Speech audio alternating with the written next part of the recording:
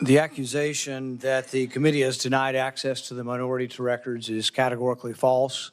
This is the most transparent investigation in the history of Congress. We actually created a website, and we put all of the information on the website. It continues to operate. The reason it hasn't been accessed is no Democrat ever signed up for it. Not one Democrat. We told them the access. They never asked for the access code. They haven't been on the website because they have not cared about the investigation. It's a practice of this committee to swear in the witness. Dr. Fauci, please stand and raise your right hand. Do you swear that the testimony you will give before this committee will be the truth, the whole truth, and nothing but the truth? So help you God. Dr. Anthony Fauci, you are recognized for 5 minutes for your opening statement. Mr. Chairman, Ranking Member Peters, members of the committee, I served at the NIH for over 54 years, 38 of those as director of the National Institute of Virology and Infectious Diseases. Over that period, I proved that I believe in and respect the value of legitimate congressional oversight. In fact, I testified before and/or briefed Senate and House committees well over 200 times over those 38 years. During and after the COVID pandemic, I have appeared multiple times for hearings in the Senate and the House, usually under oath, and sat for several days-long transcribed sworn interviews, answering questions about the very issues that are now the subject of this hearing. However, given Senator Paul's obvious obsession with calling for my prosecution, his repeated slanderous comments about me, and recently his publicly releasing my unredacted personal diary aimed at embarrassing and intimidating me, the only conclusion I can reach is that the sole reason he is calling me before this committee is to get me to say something, anything, that could vindicate his repeated public pledges that I end up, in his words, quote, behind bars, unquote. Any reasonable person who has followed his unhinged obsession with me would readily come to the same conclusion. Therefore, although it pains me to do so, because of the respect I have for the legislative branch of government and my decades-long record of cooperating with Congress, under the advice of my attorneys, I will invoke my right under the Fifth Amendment of the Constitution to refrain from answering your questions. Thank you. We will now begin a round of questioning. Dr. Fauci, your testimony today is compelled by a lawful subpoena. As you know, it's a crime under 18 U.S.C. Section 1001 to knowingly make a material false statement to Congress, with a penalty up to 5 years of imprisonment. Understanding that you are under oath, the American people would like to understand your reasoning, your rationale for why you chose to fund the research in Wuhan. There have been, intelligence agencies, the CIA, the FBI, the DOE, have all come to the conclusion that more likely than not, the virus came from the lab in Wuhan. And so we'd like to know, what was the rationale? What was the discussion? How, what went behind the decision to fund the research in Wuhan? How did you come to the conclusion that a totalitarian country would be capable of doing this in a BSL-2 lab, a lab that lacked the security? What was the reasoning? And are you sorry, basically, for making the decision? Would you, given another chance, say, well, gosh, circumstances now, as I know it, maybe it wasn't a wise thing. Can you explain to the committee why you chose to fund this dangerous research in China? On the advice of counsel, I respectfully decline to answer based upon my rights under the Fifth Amendment of the Constitution. In the red folder on your table is a copy of Section 192 of Title II of the U.S. Code. Your counsel has been provided a copy as well. That section makes it a crime for a witness appearing under subpoena to refuse to answer any questions pertinent to the question under inquiry. Do you have that in front of you? On the advice of counsel, I respectfully decline to answer based upon my rights under the Fifth Amendment of the Constitution. Let the record record that the witness has refused to answer whether there's a folder in front of him based on his Fifth Amendment right. It is true that you're appearing under direction of our subpoena to provide testimony on matters under consideration by the committee, including the origins of COVID-19, risky life sciences research, and your tenure as a federal government employee. Additionally, you've been provided a full and unconditional pardon dated January 19th, 2025, for any offenses against the United States which may have been committed or taken part from January 1st, 2014, arising from or in any manner related to your service as director of the National Institute for Allergy and Infectious Diseases, as a member of the White House Coronavirus Task Force or the White House COVID-19 response team, or as chief medical advisor to the president. Have you refused this pardon, or do you have any reason to believe this full and unconditional pardon, this grant of immunity, would somehow require you to plead the Fifth Amendment? On the advice of counsel, I respectfully decline to answer based upon my rights under the Fifth Amendment of the Constitution.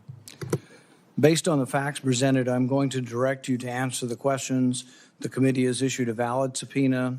They have requested your presence here. The questions are very pertinent to your decision-making as head of NIAID, as well as a chief advisor to the president. Do you still refuse to answer the questions? On the advice of counsel, I respectfully decline to answer based upon my rights under the Fifth Amendment of the Constitution. Let's do the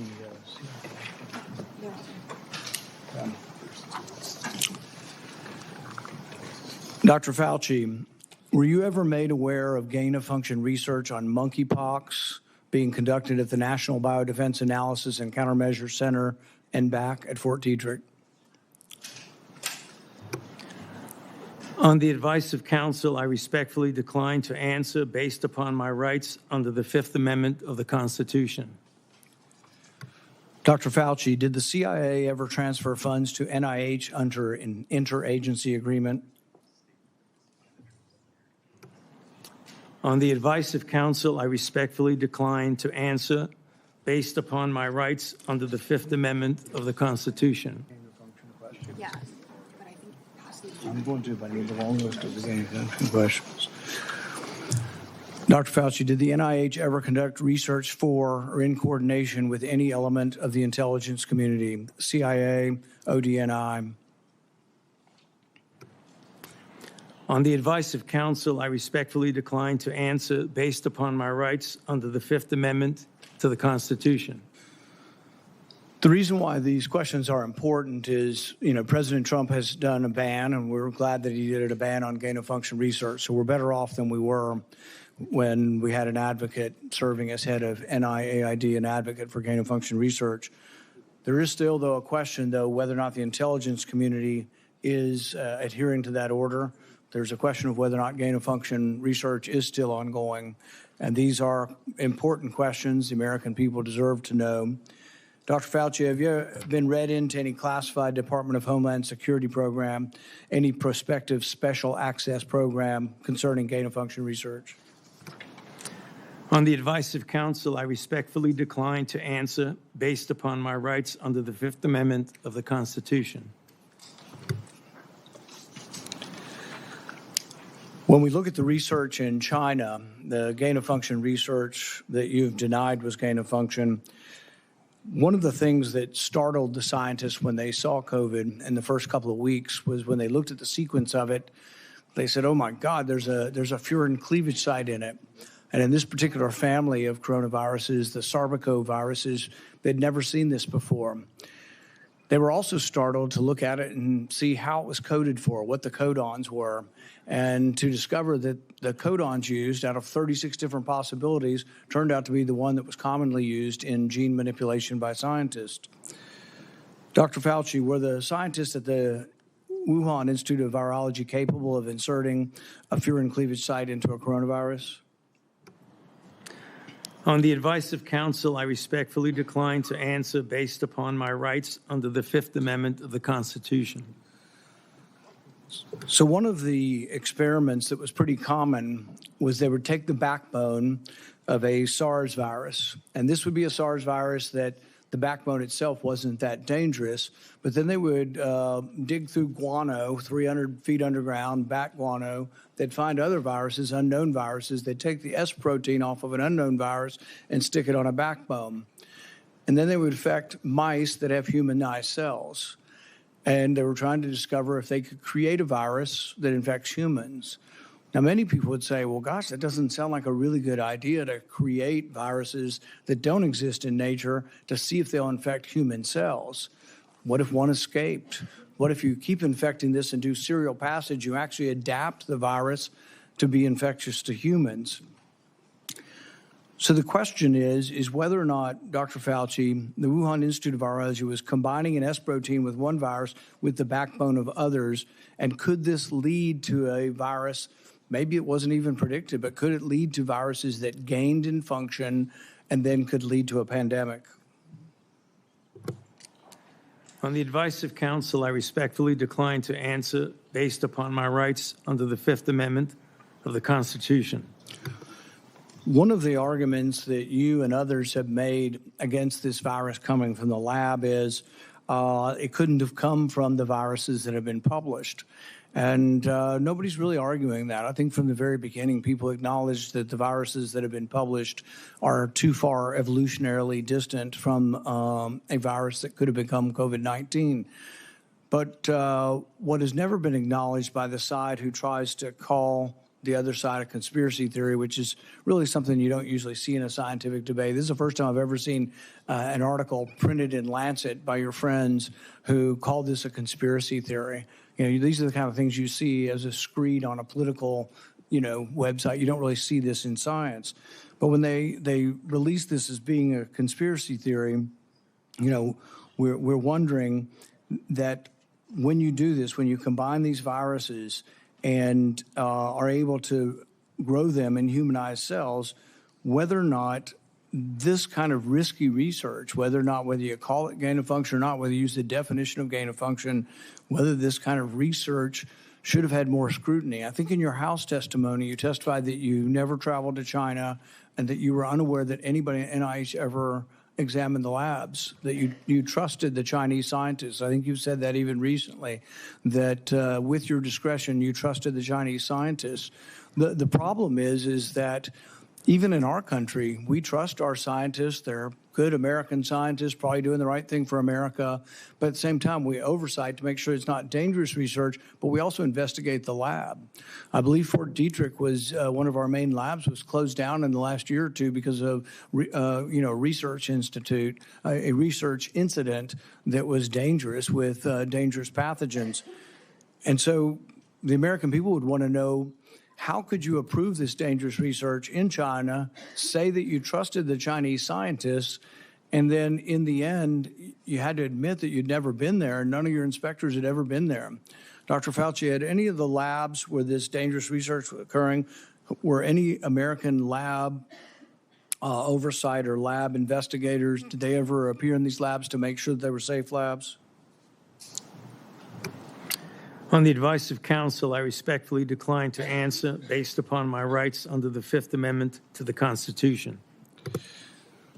So one of the main theories for those who have looked at this being created in the lab was the idea that could have come from a virus not previously published. Dr. Fauci, are you aware that Dr. Shi, who worked for the Wuhan Institute of Virology, was said to, and I think in her own words, to have over 100 viruses that had not been previously published that could have been a close enough relative to create COVID-19? Are you aware of that? On the advice of counsel, I respectfully decline to answer based upon my rights under the Fifth Amendment to the Constitution. Under your testimony previously, when you denied ever having funded gain of function in China, it was so adamant as to be striking, to leave no room for any interpretation of what is or isn't gain of function research. But there's another important question. Did you fund gain of function research in other biolabs around the world? On the advice of counsel, I respectfully decline to answer based upon my rights under the Fifth Amendment to the Constitution. The one research project that we do know you did fund is the one that Ron Fauci did. And it's important to talk about because this sort of was the beginning of the debate over gain of function. And this wasn't just me. I wasn't even aware of the debate 10 years ago. This was other scientists. Over 200 scientists at the Cambridge Working Group signed a protest because they didn't think you should fund the research, and they didn't think it should even be published because it was sort of a roadmap as to how to make a bioweapon. So what they did was the avian flu, and this is important. It may be the most important question we get to here today. The avian flu has about 50% mortality for humans. The good news, though, about animal viruses is they don't infect humans very well. It will infect humans, but doesn't go human to human very well. Ron Fauci, with the money that you provided to him, did an experiment where he caused purposeful mutations to create a new virus, an avian flu that didn't just infect birds well, but actually infected mammals well, went ferret to ferret in an aerosolized manner. People saw this and were aghast, at the decision-making process that you decided to fund this. But this is when, the debate came about, and you wrote in support of this in the Washington Post, and you said, even if a scientist is bitten, even if a pandemic should occur, the knowledge is worth the risks. Do you still stand by that? Would you like to qualify at all whether or not the knowledge of gain of function is worth the risks, particularly in this case, since we now know 15 million people died worldwide? Many people believe this came from the lab. Do you think that the risks really are worth the benefits for gain of function research? On the advice of counsel, I respectfully decline to answer based upon my rights under the Fifth Amendment to the Constitution.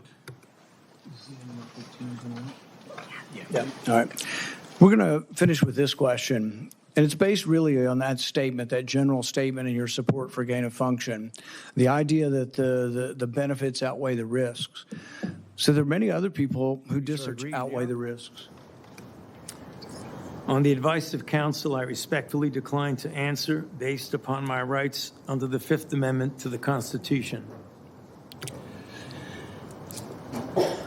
The chairman has denied your assertion of privilege and directed you to answer, but you nonetheless refuse and stand on privilege despite the existence of the pardon. The committee will have to consider after this hearing what appropriate action should be taken against you for the failure to testify after being directed to do so. It's against the law to obstruct an investigation of Congress. There will be repercussions to your refusal to testify today. Senator Peters.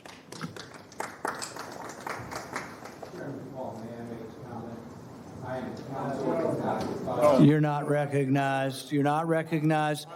If you are unruly, you will be removed from the proceeding. You are not recognized, and you are not recognized, sir. Sir, you are not recognized. You are not recognized. Security, we'll hold off. But you will respect these proceedings. You were told not to sit at the table. You insist on sitting at the table. And we told you you would not be recognized. You are not invited here for testimony, sir. You are being disruptive.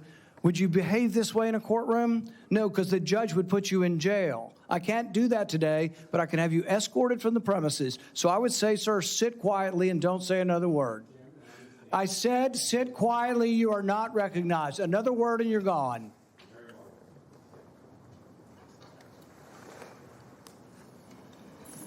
So, Mr. Chairman, I'd like to hear what the attorney has to say. He is not recognized by the committee or the chair. If he speaks again, he will be removed from the room. This testimony is from Anthony Fauci. This is not a game with his lawyers. He can advise, his lawyers can give him advice. He's got a half dozen here. They're all allowed to talk to him. Yes. All right? But the attorneys are not recognized. In fact, the attorney was told not to sit at the table, and he's not obeying that recommendation. There's a row behind you, sir. That's where you were told to sit, and you're not. And now you're disrupting the proceedings. And so, look, this is the way Anthony Fauci wants to be remembered, for a lawyer not listening to the rules.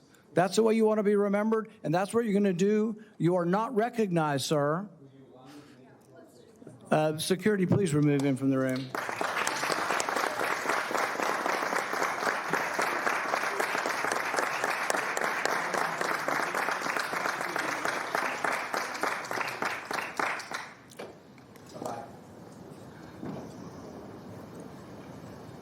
I just fear.